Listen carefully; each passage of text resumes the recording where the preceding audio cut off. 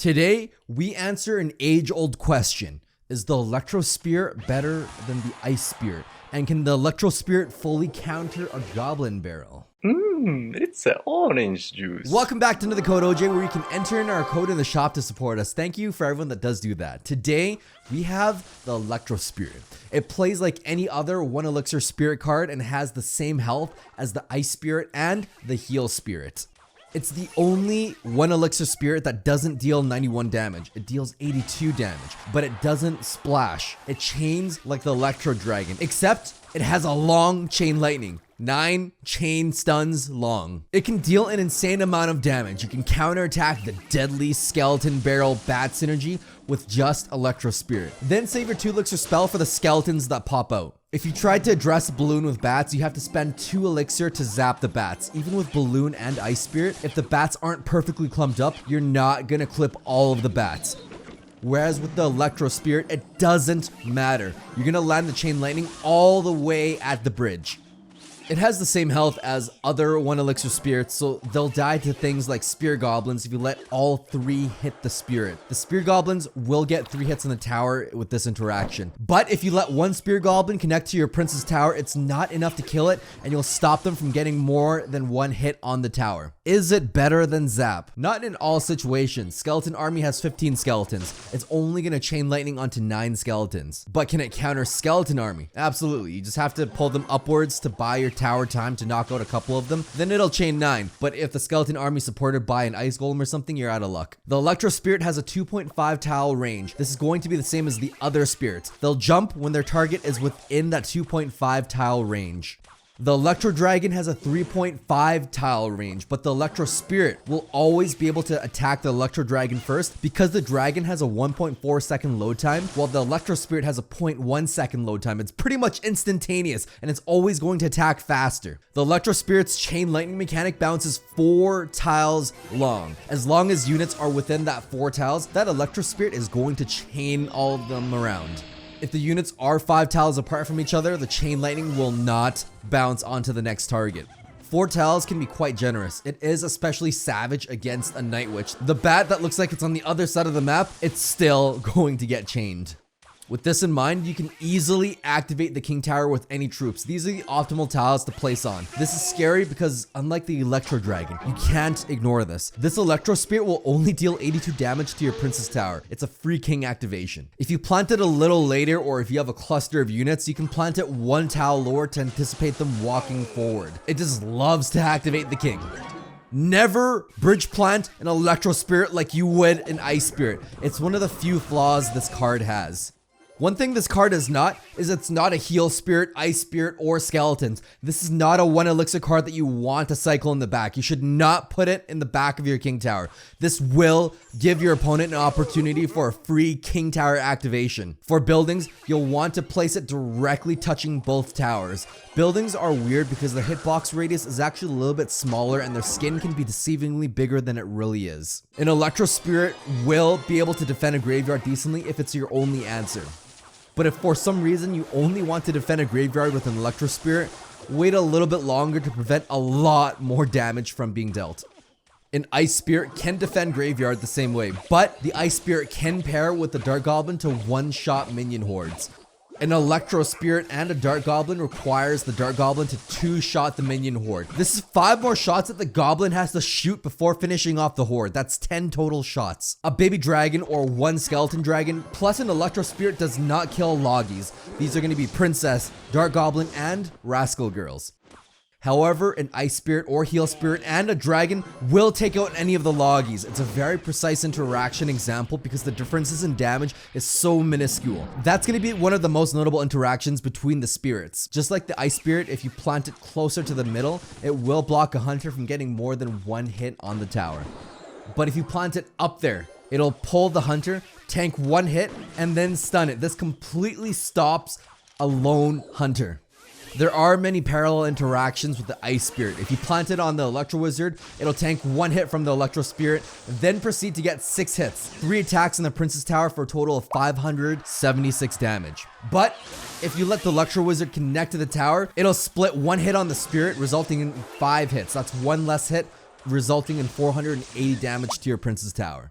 The biggest difference here is that the Ice Spirit deals a bit more damage and freezes just a little bit longer. All of the optimal placements you know for Ice Spirit are essentially the same. Electro Spirit, just one tile in the other lane, will tank the Executioner's shot and then jump and chain on top of him. Same thing with the Magic Archer. It's just lovely when you can tank one shot then jump on them. Magic Archer only gets one hit on the tower in this case. It can tank everything. It's very similar to an Ice Spirit. It takes one shot from a Musketeer as well. Against Goblin Gang at the bridge, just pull them upwards to chain everything away. This placement is slightly different from the Ice Spirit because of the chain mechanic. If your opponent plants an Inferno Dragon in the back and you rushed the opposite lane, chances are you still gotta deal with that Inferno Dragon. It's actually better not to let it connect. Pull it and tank it with the Electro Spirit for minimal damage to your Princess Tower. The Electro Spirit is going to fit into all archetypes, no matter how you look at it. They're just so versatile, except for Graveyard. We'll talk about that later. Even something like Bridge Spam could potentially benefit from this. It allows a bandit to one-shot goblins. Another unit that comes into mind is Ram Rider. Her Ensnare deals 86 damage. With the Electro Spirit, that's 168 damage. Just enough to finish off stab goblins. But it is not enough to finish off Minion Horde. With the Ram Rider, she'll need 2 Ensnares per minion. That's just way too much damage for her. In this case, you'll definitely want to use Zap instead to bring them low enough for 1 Ensnare. On the topic of minions, it does counter 3 minions very well. Pull them and chain them. Boom! But it definitely cannot stop Minion Horde by itself. There's just way too many. Princess Tower takes 2 shots to kill them. Can it stop a Lava Hound? It can tank the pups and chain it across all of the pups. The best position will be to plant it upwards to take advantage of the really slow pup movement speed by pulling them up and away from the Princess Tower, resulting in a little bit less damage because they gotta go back down. Witches are generally pretty annoying to deal with and need an Executioner or Poison to really properly deal with them. But an Electro Spirit does a pretty decent job covering the whole area. For the low cost of 1 elixir, this spirit can do what no other spirit can do against a death ball. Take care of the Night Witch's bats. Yeah, she'll spawn more a little later, but this eliminates a ton of incoming DPS and clears the swarmies from the death ball, allowing you to dress the Night Witch and the Golem properly with single targeters like Prince or Mini P.E.K.K.A. Just like all 1 elixir cards, you can usually stop 1 wave of spawners from coming to you. But a very technical placement would be to let the Princess Tower take 1 wave, tank 1 Fire Spirit from a distance so it buys time for the second wave to spawn, chain lightning that wave onto the furnace, stopping that 6th wave from spawning, effectively stopping 3 out of 6 waves. I am way too excited about that interaction. Not as impressive, but the same concept if you plant the Electro Spirit near the front to tank the first wave of Spear Goblins. It can take out the second wave as well.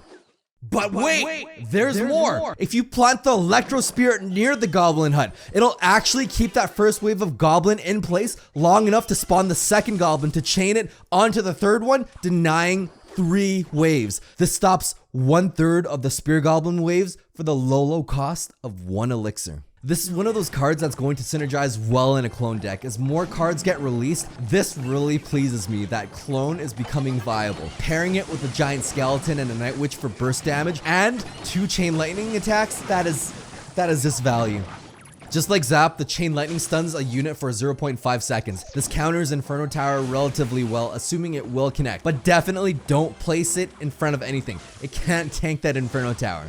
And it does not guarantee that it's going to connect to the Inferno Tower if your opponent decides to block it with a single unit that's away from that Inferno Tower. But that being said, you can pocket plant an Electro Spirit to take out that Inferno Tower. It'll tank the King Tower, the Princess Tower, and then stun the Inferno Tower.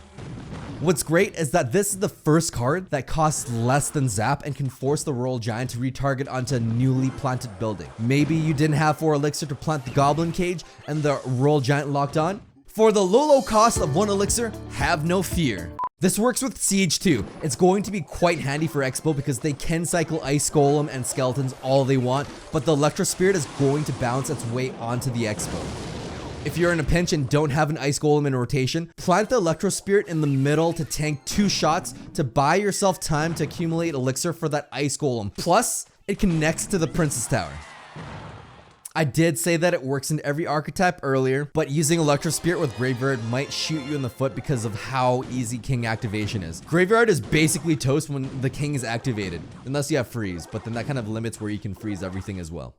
An Inferno Dragon has a 3.5 tile attack range. An Electro Spirit can chain units within 4 tiles of each other. This means more often than not, it will be able to interrupt an Inferno Dragon that's on your tank.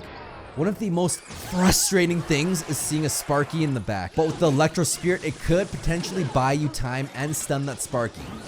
Do you hate those bait masters? Goblin Barrel interaction will change completely based on when you plant it. If you're a bit slow planting the Electro Spirit, it'll get 3 hits on the tower. If you plant it a little bit later, it'll shock the goblins and they'll only manage to get 2 hits on your Prince's Tower. But the absolute best timing is going to be planting the Electro Spirit right before the Goblin Barrel shadow crosses the river. It's only going to get 1 shot from the Prince's Tower. On the topic of baiters, a Skeleton Barrel can be stopped by an Electro Spirit. You'd think that tanking it would be optimal for taking the least amount of damage, but that's not going to be the case. Because if you actually plant the Electro Spirit behind the tower, it'll stop way more skeletons from spawning just because it doesn't get knocked back and stunned. Timing it to stop a Fisherman mid-hook makes the most sense, in my head at least. He'll only get 2 hits on the Prince's Tower. But after further testing, if you actually let the Fisherman hook the Spirit and let it attack it once, your Prince's Tower is only going to get hit once. Almost always against a bandit, you want to plant things just inside of her range so as to not activate her dash. Putting the Spirit near the Prince's Tower ensures she does not dash. Timing is key if you're facing a Ram Raider and you stop the Ram Raider just before she charges onto your tower. You'll prevent the first charge, but at what cost? Here's a better timing. If you stop her a little bit earlier, that means she's going to take a little bit longer to walk to the tower, but not long enough to build up a charge, resulting in a little less tower damage. I hope you learned a thing or two about Spirit placements because a lot of the knowledge transfers over to the Ice Spirit as well. That's going to be it for this video. Thanks for watching, and thank you everyone that does use code OJ. We get a small kickback from that in the shop and everything that you spend in there. Till next time, stay tuned for more quality OJ.